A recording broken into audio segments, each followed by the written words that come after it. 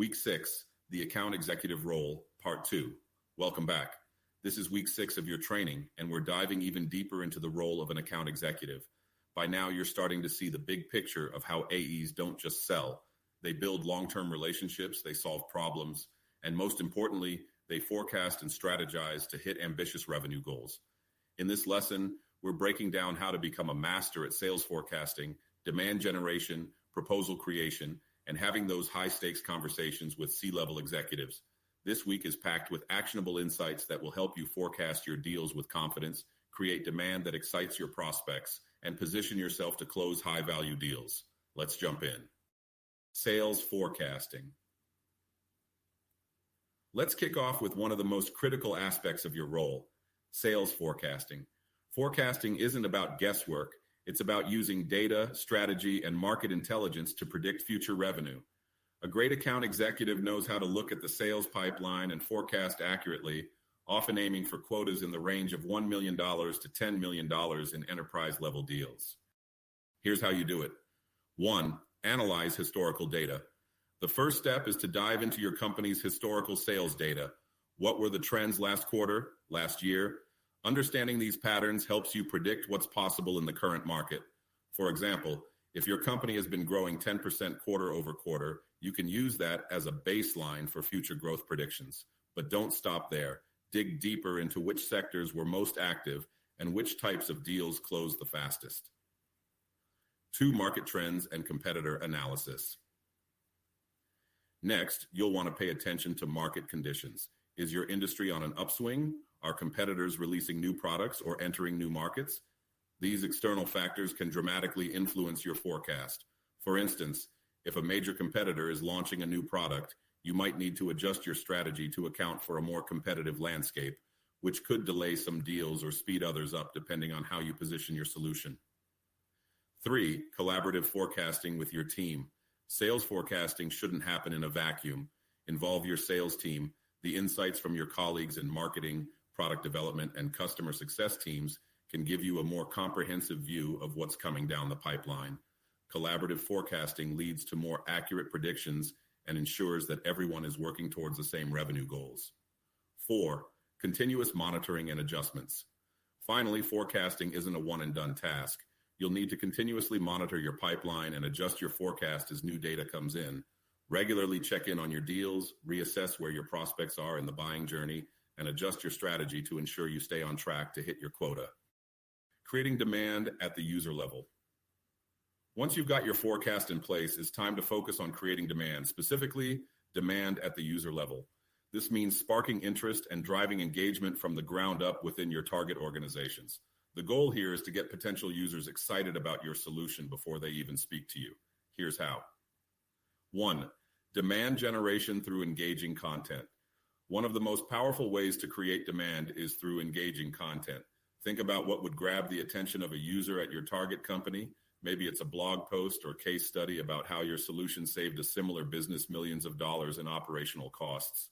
Or perhaps it's a targeted email campaign that highlights the ROI they can expect. The key is to make your content relevant and engaging, content that speaks directly to their pain points and how you can solve them. 2. Targeted campaigns. Alongside content, use targeted campaigns to build awareness and generate interest. Let's say you're targeting an enterprise in the healthcare industry. A well-crafted webinar that addresses industry challenges like regulatory compliance or data security can be incredibly effective in creating demand. Combine this with personalized emails or LinkedIn posts to keep your solution top of mind for those prospects. Proposal and pricing.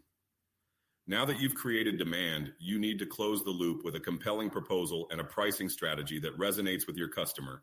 This step is critical. You're not just throwing out numbers. You're offering a solution that's tailored to their needs and budget. 1. Solution proposal. When you craft a proposal, you should be thinking about the customer's specific problems and how your solution addresses them. This is where your earlier research pays off. For example, if you're proposing a cloud storage solution for a financial services company, your proposal should highlight how your solution can help them manage large volumes of sensitive data while staying compliant with regulations. 2. Strategic pricing. Your pricing strategy needs to align with both the value you're providing and the customer's budget. This can be tricky. especially with enterprise clients. You'll want to show a clear ROI on their investment. One effective strategy is to offer tiered pricing. This allows clients to see the value at different investment levels. For instance, you might propose a basic package that meets their immediate needs, while also outlining premium options that offer even more long-term benefits. C-level conversations. Finally, let's talk about how to engage with C-level executives. These conversations are high stakes because they're often the final decision makers. To be successful, you need to come prepared with a deep understanding of their company's financials, objectives, and challenges. 1. Preparing for C-level engagement. Start by reviewing their company's financial statements and earnings reports. This helps you speak their language, numbers. When you can connect the benefits of your solution to financial metrics like revenue growth, cost reduction, or profit margins, you're more likely to grab their attention. For example, if you're selling a cybersecurity solution, you could highlight how investing in your product can reduce the likelihood of a costly data breach, ultimately saving the company millions. 2. Presenting ROI and business value. C-level execs are laser-focused on the ROI of any investment. You need to show them the tangible business value your solution will bring. For instance, let's say you're selling an AI-driven analytics platform. Your pitch should focus on how it will enhance decision-making, streamline operations, and drive profitability. Use case studies or customer success stories to back up your claims. Executives want to see proof. Sales forecasting and pipeline management, guides and techniques. Let's shift gears and dive into some guides on managing your sales pipeline and mastering sales forecasting. These are tools that can make or break your performance as an account executive, especially when working with enterprise-level customers. 1. Managing a sales pipeline. Managing your sales pipeline is all about ensuring that no deal falls through the cracks. You need to set clear goals, prioritize high-value prospects, and continuously track where each deal stands in the funnel.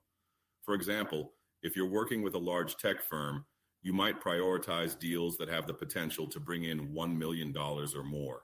Allocate your resources, whether it's your time or your team's efforts, accordingly, and always use a CRM tool like Salesforce to stay organized. Set reminders for follow-ups and track every interaction to ensure that your prospects are moving smoothly through the pipeline. 2. Sales forecasting techniques. When it comes to forecasting, a good rule of thumb is to use both quantitative data, like past performance and market trends, and qualitative insights from your sales team. This combination gives you a holistic view of what's likely to close and when. For instance, if you're predicting a $10 million deal pipeline, and you know from historical data that 30% of similar deals close within a quarter, you can forecast with confidence that you'll bring in around $3 million over the next few months. Just remember, forecasting isn't static. As new data comes in, be ready to adjust your strategies. Techniques: understanding customer needs and proposing solutions. Finally, let's wrap up with some expert techniques on how to understand customer needs and propose tailored solutions. This is where you bring everything together: your knowledge, your research, and your insights into the customer's business. 1. Active listening and customer journey. Mapping: start with active listening. When you're in a discovery call, ask open-ended questions and then truly listen to their answers. Your goal is to understand their pain points, whether that's an outdated system, inefficiency in their operations, or the need to scale quickly. For instance, mapping the customer journey can help you visualize where the bottlenecks are and offer solutions that target specific pain points. This approach builds trust and shows the client that you're not just trying to sell a product, you're offering a solution that addresses their unique challenges. With these strategies in your toolkit, you're well on your way to mastering the role of an account executive. From sales forecasting to understanding customer needs, these are the building blocks of a successful career in tech sales. Thanks for watching, and I look forward to seeing how you implement these strategies in your journey. Stay tuned for week 7, where we'll cover closing techniques and long-term client retention.